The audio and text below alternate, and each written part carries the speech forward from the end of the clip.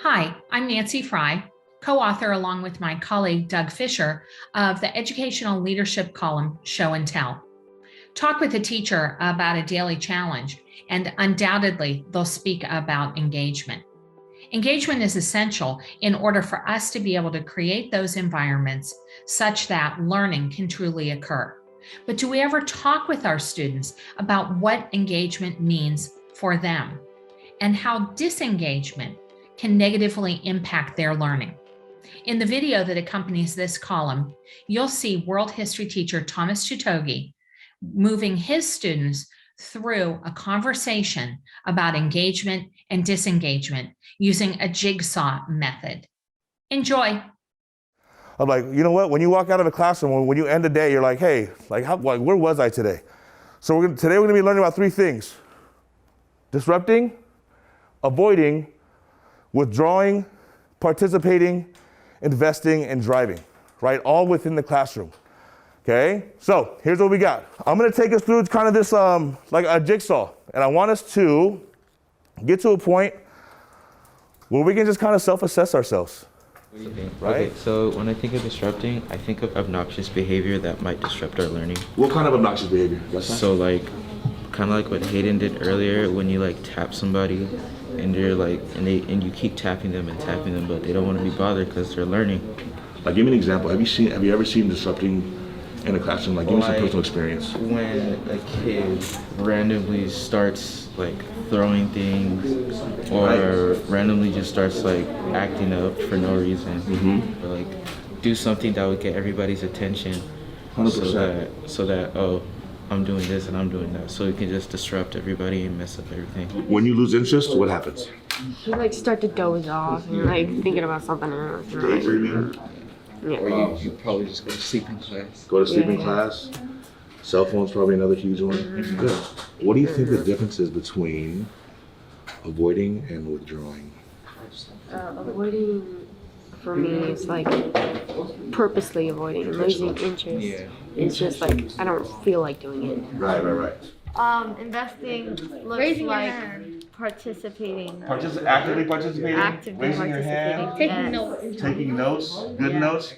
Feeling like what you're learning is important. Why is that like vital?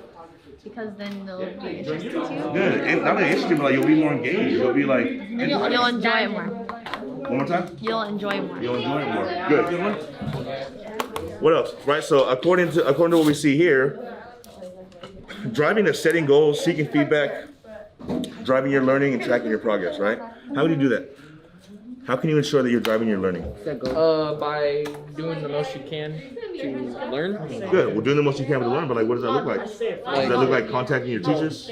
Yeah, making Right. sure everything is turned on time, making Checking sure in when you don't remember. Checking in. What about when you're absent? being prepared, emailing your teachers Being prepared, catching up. Good. And how do we do that? Here. by doing what you need to do. What needs to be Yeah, done. but like when you're absent, where would I tell you to go?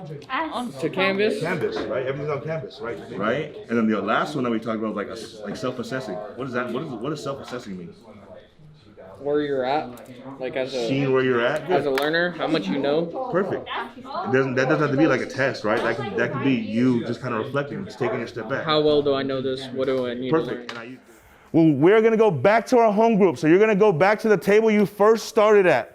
When you get there, ladies and gentlemen, we're going to talk and discuss with our table group everything that we found out, everything that we learned. Avoiding, is that like doing like the total opposite of what you're of what you're supposed to be doing? I think so. Meaning, So like you're avoiding any kind of work. Like you're avoiding what you're so like the falling in line off task. I get that. We talked about basically driving, like it can fall in the line with pushing yourself to do better in the classroom. Not only a classroom setting, but a learning setting, anywhere you can really learn. So yeah, so for example, What did you guys do? a big one for me was the success criteria. And time management, I feel like time management is a big one because you should make time to do what you're supposed to do. And you shouldn't really feel comfortable.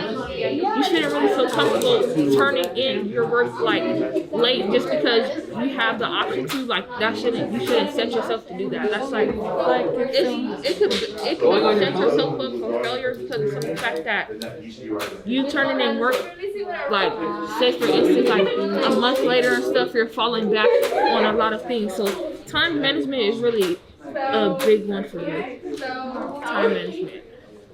And the success criteria, because if you could leave the classroom knowing that you accomplished and you could put a check by the success criteria, that's a big one.